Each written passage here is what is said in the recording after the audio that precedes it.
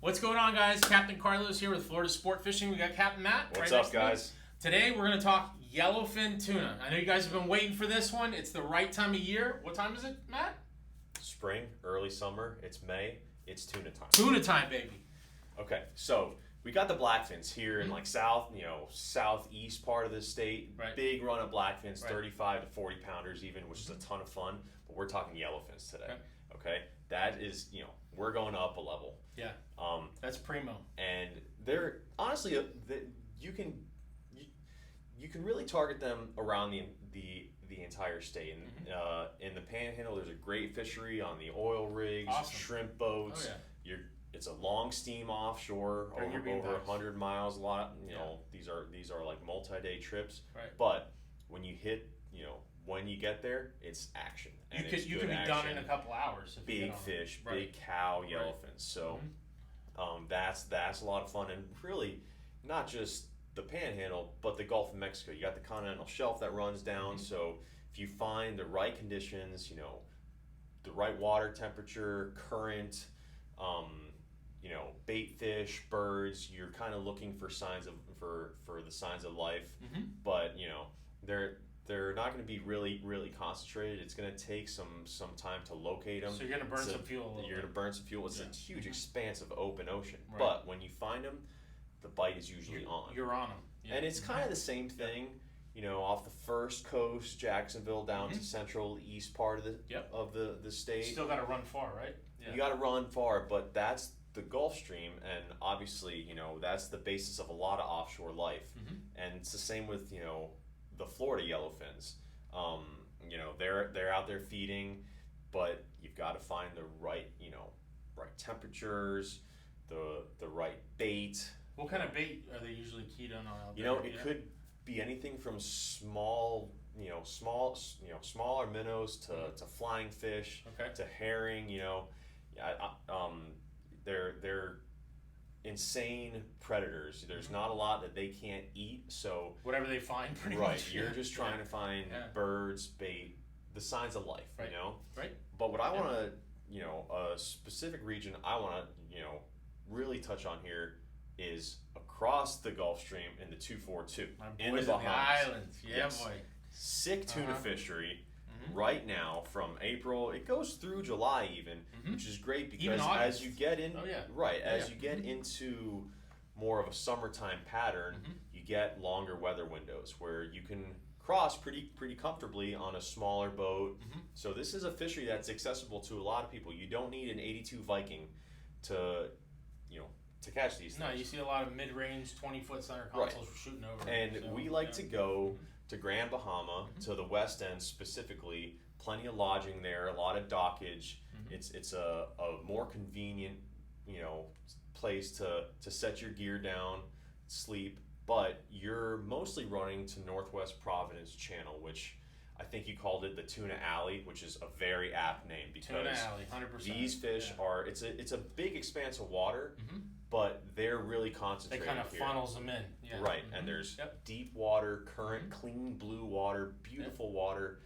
And you're really looking for the birds. That's the biggest indicator of, the tuna, that the tuna are there. And you can use a couple things to find those birds, Right. right? Yeah. So the biggest one being modern radar. Right. There's actually a bird mode on a lot of newer radars, and it's been around for a while now, but it keeps getting better and better. I mean, it's almost cheating. It's taking out the guessing completely, man. So you can go from flock to flock to flock, and if they're not biting here, on to the next one. You find a pack that's as opposed to just aimlessly burning fuel. Now, that can work if you don't have the radar. That's not, saying stay home and don't even try. Right. But, you get the binoculars out. It's like running and gunning. Yep. And, there's a lot more of the guesswork, but you'll still catch them.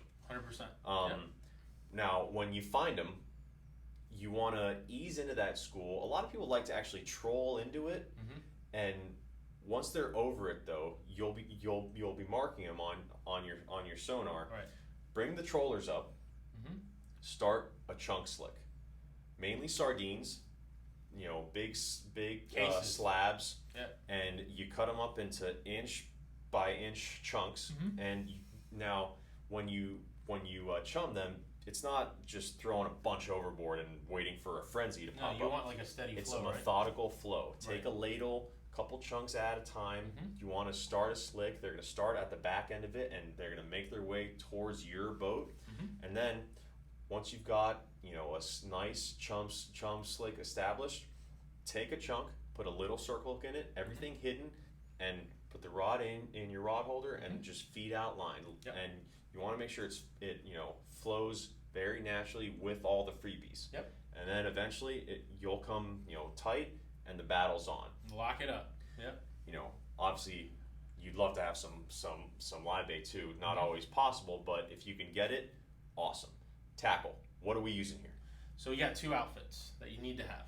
Okay, the first one's laying on the table here. We've got an accurate 30 wide platinum twin drag reel, 2-speed. Okay, so you can pop it into low gear if the fish sounds and you need to put a little more heat on them and not work as hard.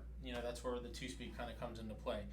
This reel's got an awesome drag system. That's something you need over there because what's down there that's bigger than the tuna, that's right, Mr. Sharks, Taxman, and there's a lot of them in the Bahamas. Yeah. That is the capital of sharks. So you want to make sure that you have a reel that you can put some heat on them, get them to the boat quickly so you don't lose your fish because they want it before you do. I promise you.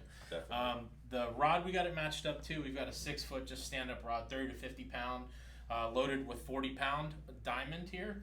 And we've got a small hook, like what Matt kind of mentioned earlier. 3.0 to 4.0. Okay, that's it. But a heavy gauge hook, right? That's it. Because these fish are a lot stronger than a black joke. Hook, so you got to put not too much heat on them, but you got to get them in. We just talked about it, right? And they are powerful. They're balls of muscle. And you got to get them to the boat. Exactly. So if the fish are really frenzied up, you get them chummed up. They're coming to the boat. I mean, they're boiling around the boat. Then you bring out the fun stuff. Okay.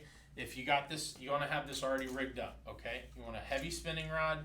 This is a Shimano 25,000 Saragossa, matched up to a 7-foot, 15 to 30 pound spinning rod. We've got a popper on here. You could use a stick bait, but you got to have something ready to go already. We've got it loaded with 40 or 50 pound fluoro, maybe a 6 to 8 foot section of that, because like we said, they're leader shy, right? They're real spooky. Yeah, definitely. So stealth is a factor. Correct. So, and then this reel, again, killer drag system. You got to make sure that your gear can withstand these runs. That's the big deal. So, that's pretty much the 2 outfits, man. And I think with that, I feel like we covered, most of what you're going to need to get ready. It's like everything else, not overcomplicated, but you got to do it correctly. That's it. So, hey, it's tuna time. Let's get out there. I'm ready. Let's go. All right. We appreciate it, guys. Thanks. We'll see you next week.